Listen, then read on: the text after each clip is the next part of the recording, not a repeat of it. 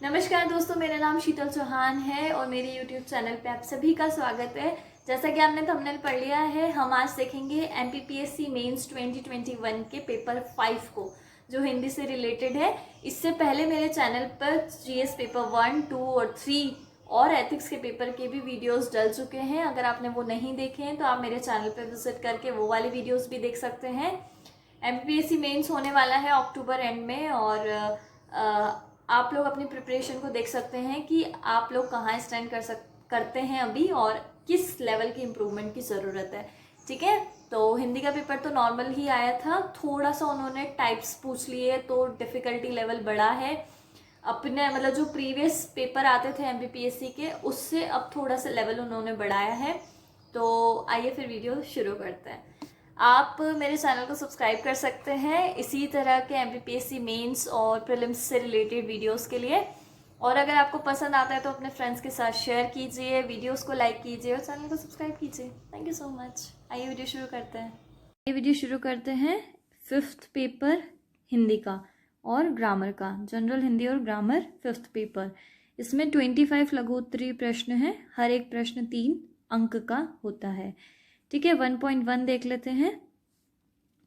अनुप्रास अलंकार के भेद लिखिए, शब्द अलंकार और अर्ध अलंकार में अंतर स्पष्ट कीजिए, कर्मधारय और बहुब्रीहि समास में भेद बताइए, संधि और समास में अंतर समझाइए, स्वर संधि के कितने भेद होते हैं उनके नाम दीजिए, संबंध तत्पुरुष समास को सउदाहरण समझाइए। अब आप इसमें एक चीज़ नोटिस कीजिए कि उन्होंने 3-3 नंबर में अंतर पूछे हैं, डिफरेंसेस पूछे हैं और वहाँ लाइन भी 3 दी जाती है। तो आपको बहुत शॉर्ट डिफरेंसेस तैयार करके रखने हैं पहले से। जितना भी आपके सिलेबस में मेंशन है उन सभी शब्दों की डेफिनेशन आपको रखनी है याद, एक एक एग्जाम्पल के साथ, ताकि 3 नंबर में पूछे तो आप बता सकें। और अब सिर्फ डेफिनेशन ना पूछ के MPPSC अंतर पूछता है, तो आपको कम जगह में अंतर स्पष्ट करना बहुत ज़रूरी है। ठीक है, वो आपको आना चाहिए, क्योंकि आप पूरी डेफिनेशन लिखने बैठ जाओगे आपका स्पेस पूरा कवर हो जाएगा और 3 अंतर नहीं लिख पाओगे। ठीक है, तो यहाँ पे आपको प्रैक्टिस करने की ज़रूरत है।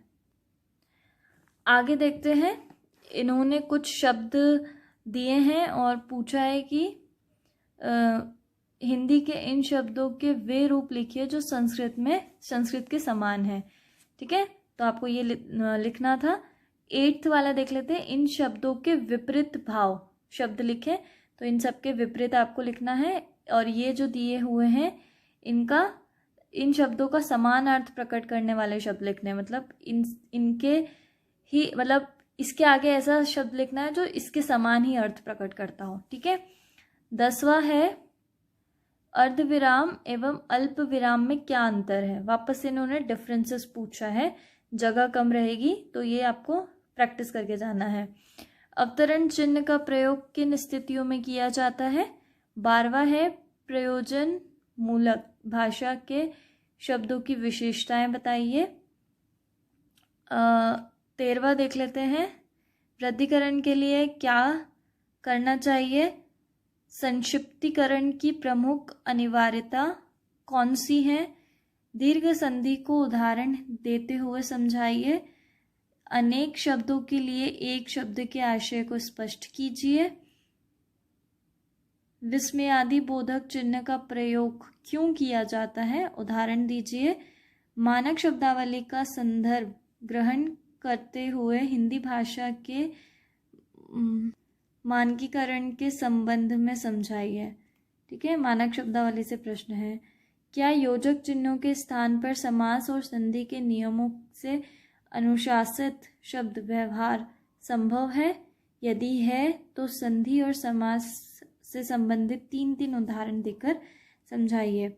लोकोक्ति किसे कहते हैं, इसकी आवश्यकता क्यों पड़ती है, एक लोकोक्ति दीजिए। अब आप सोचो कि इतना बड़ा प्रश्न पूछा उन्होंने और लाइन सिर्फ 3 देंगे, तो एक ही लाइन में आपको लोकोक्ति की परिभाषा देनी है, दूसरी लाइन में आवश्यकता बतानी है और तीसरी लाइन में एग्जाम्पल देना है। जगह बहुत कम है, प्रैक्टिस ज़रूरी है, स्पेस बहुत कम देता है MPPSC।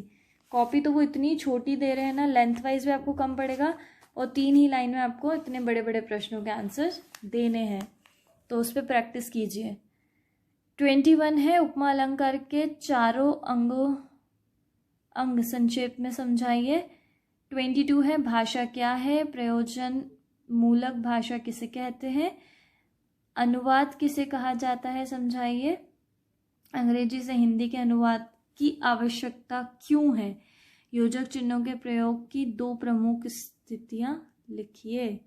ठीक है, ये सारे 25 प्रश्न 3-3 नंबर के। अब यहाँ पे शब्दालंकार पे 5 प्रश्न हैं, तो आप ये देख लीजिए, आप इसको पॉज करके पढ़ सकते हैं। ठीक है, ये शब्दालंकार पे है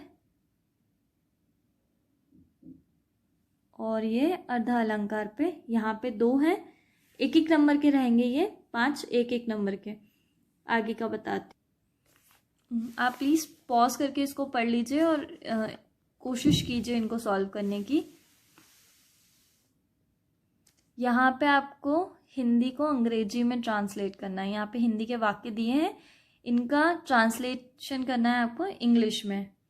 ठीक है, तो ये भी आप पॉज करके पढ़ सकते हैं। उसके बाद है अंग्रेजी में दिया हुआ है, इसको हिंदी में बदलना है। ठीक है, ओके, आगे बढ़ते हैं। यहाँ पे भी आप पॉज करके पढ़ते चलिए। हर एक प्रश्न 2-2 नंबर का है यहाँ पर, तो आप ये पढ़ लीजिएगा पॉज करके।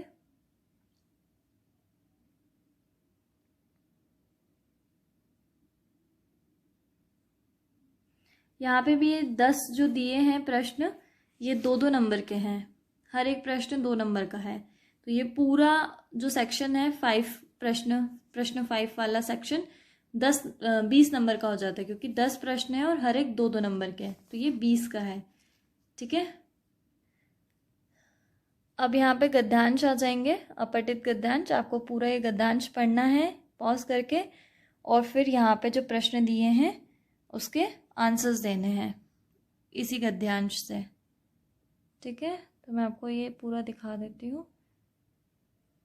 ठीक है, इसको पॉज करना और सॉल्व करने की कोशिश करना। अथवा में दिया हुआ है ये वाला गद्यांश और इसके प्रश्न यहाँ पर है। ठीक है,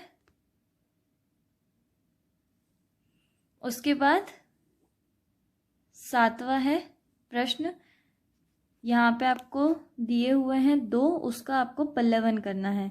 अथवा में दी हुई है चीज़ें, उनका पल्लवन या तो आप इसका कीजिए या फिर इसका कीजिए। तो ये पल्लवन वाला प्रश्न भी आप देख लीजिए। 8वां प्रश्न है संक्षेपण का।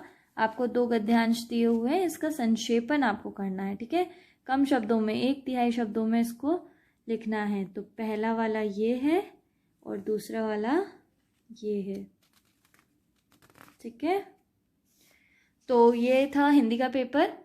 आई होप आप लोगों को वीडियो पसंद आया होगा। आप अपने फ्रेंड्स के साथ भी इसको शेयर कर सकते हैं और जिसको भी ज़रूरत हो उनके साथ शेयर कर सकते हैं। अगर आपको वीडियो बेनिफिशियल लग रहे हैं तो आप मेरे चैनल को MPPSC मेंस और प्रीलिम्स के गाइडेंस के लिए, सपोर्ट के लिए और हर तरह के वीडियोस के लिए MPPSC मेंस और प्रीलिम्स से रिलेटेड आप इसको सब्सक्राइब कर सकते हैं और अपने फ्रेंड्स के साथ लिंक शेयर कर सकते हैं। अगर वीडियोस पसंद आते हैं तो उसको लाइक कीजिए। Thank you so much.